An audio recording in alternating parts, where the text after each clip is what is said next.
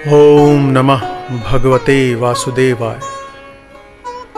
भीमसेन व्यास जी से कहने लगे कि हे पितामह, भ्राता युधिष्ठिर, माता कुंती, द्रौपदी, अर्जुन, नकुल और सहदेव सब एकादशी का व्रत करने को कहते हैं, परंतु महाराज मैं उनसे कहता हूं कि भाई मैं भगवान की शक्ति पूजा आदि तो कर सकता हूं, दान भी दे सकता हूं, परंतु भोजन के बिना नहीं रह सकता। इस पर व्यास जी कहने लगे कि हे भीमसेन, यदि तुम नरक को बुरा और स्वर्ग को अच्छा समझते हो तो प्रति मास की दोनों एकादशियों को अन्न मत खाया करो। भीम कहने लगे कि हे पितामह, मैं तो पहले ही कह चुका हूं कि मैं भूख सहन नहीं कर सकता। यदि वर्ष भर में कोई एक ही व्रत हो तो वह मैं रख सकता हूं, क्योंकि मेरे पेट में वृक्क नाम वाली अग्नि है, सो मैं भोजन किए बिना नहीं रह सकता। भोजन करने से वह शांत रहती है, इसलिए पूरा उपवास तो क्या, एक समय भी बिना भोजन किए रहना कठिन है। अतः आप मुझे कोई ऐसा व्रत बताइए जो वर्ष में केवल एक बार ही करना पड़े और मुझे स्वर्ग की प्राप्ति हो जाए। श्री व्यास जी कहने लगे कि हे पुत्र, बड़े बड़े ऋषि मुनियों ने बहुत शास्त्र आदि बनाए हैं, जिनसे बिना धन के थोड़े परिश्रम से ही स्वर्ग की प्राप्ति हो सकती है। इसी प्रकार शास्त्रों में दोनों पक्षों की एकादशी का व्रत मुक्ति के लिए रखा जाता है।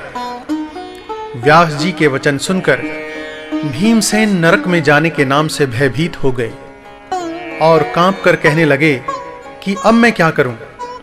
मास में 2 व्रत तो मैं नहीं कर सकता। हां, वर्ष में एक व्रत करने का प्रयत्न अवश्य कर सकता हूं। अतः वर्ष में एक दिन व्रत करने से यदि मेरी मुक्ति हो जाए तो कोई ऐसा व्रत बताइए।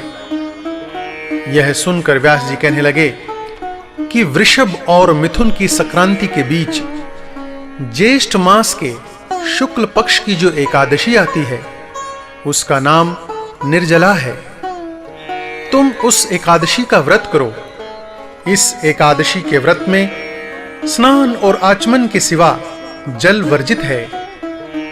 आचमन में 6 मासे से अधिक जल नहीं होना चाहिए, अन्यथा वह मद्यपान के सदृश हो जाता है।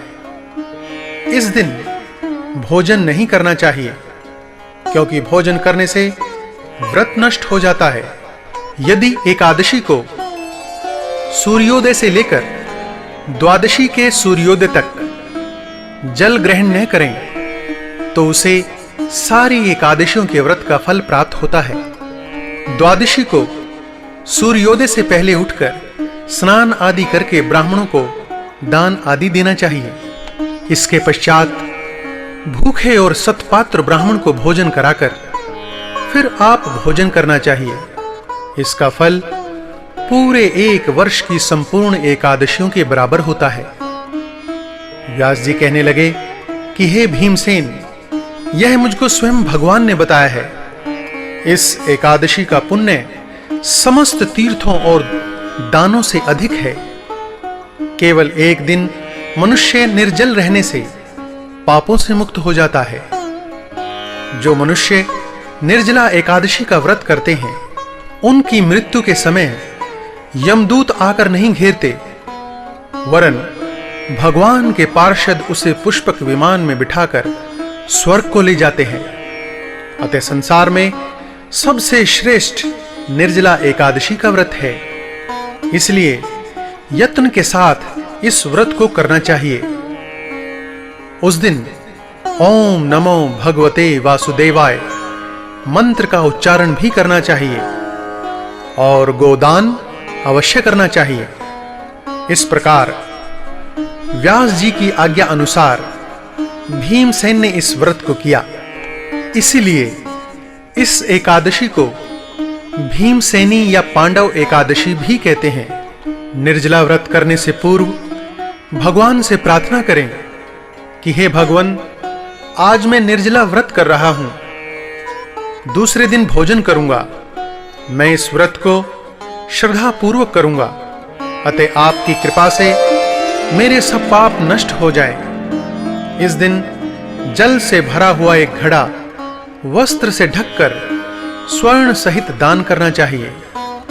जो मनुष्य इस व्रत को करते हैं उनको करोड़ पल सोने के दान का फल मिलता है, और जो इस दिन यज्ञादिक करते हैं उनका फल तो वर्णन ही नहीं किया जा सकता।